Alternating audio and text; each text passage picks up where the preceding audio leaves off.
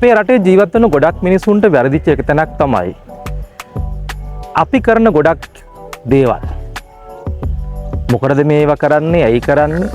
මේක කරොත් වෙන වාසිය හෝ අවාසිය ප්‍රතිලාභය මොකක්ද කියන කාරණේ සම්බන්ධව හරියට අවබෝධයක් නැතුව ගොඩක් දේවල් අනුගමනය කරන්න ගිහිල්ලා ජීවිතේ වරද්දගත්තයන් ඕන තරම් තියෙනවා. දැන් ඒකට හොඳම උදාහරණයක් තමයි මම මේ දාගෙන ඉන්න හෙල්මට් එක. ඔබට මේක කියද්දි සමහරලාට ඇයි මේක මේ කතාව කියන්නේ කියලා සමහරට හිතෙනවත් වෙන්න පුළුවන්. දැන් සාමාන්‍යයෙන් මේ වගේ හෙල්මට් එකක් දාගෙන පදින්නේ මෝටර් බයිසිකලයක් නේ. මම මේ හෙල්මට් එක දාගෙන පදින්නේ සාමාන්‍ය මවුන්ටන් බයිසිකලයක්. මවුන්ටන් බයිසිකලයක්. ගොඩක් කට්ටිය මේ හෙල්මට් එක දාගෙන මේ මවුන්ටන් බයිසිකලේ පදිනකොට ගොඩක් කට්ටිය හිනා වෙනවා, විහිළු කරනවා, ඔබට මොලේ හොඳ නැද්ද කියලා අහනවා. ඒ වගේ ගොඩාක් කරුණු කාරණා කියපු තැන් මට විශේෂයෙන්ම මතකයි.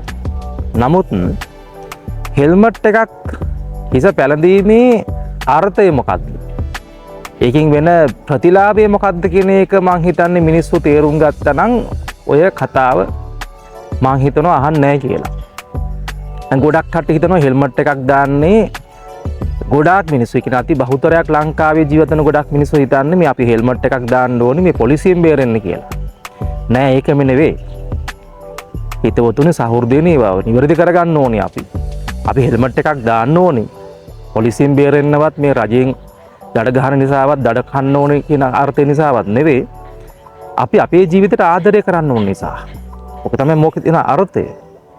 නමුත් ගොඩක් මිනිස්සු හිතනවා හෙල්මට් එකක් දැම්මේ නැත්තම් මේ පොලිසියෙන් දඩ ගහනවා ඒ නිසා තමයි මේක දාන්න ඕනේ කියලා. එහෙම නෙවෙයි.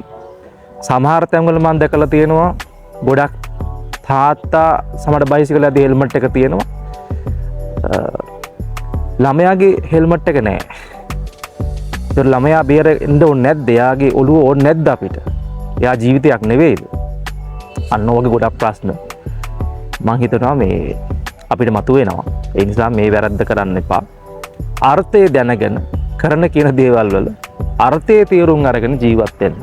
මහන්සි ගන්න මං හිතනවා ඒක ගොඩාක් වෙලාවට අපේ ජීවිතේ අපිට වැදගත් වේවි කියලා.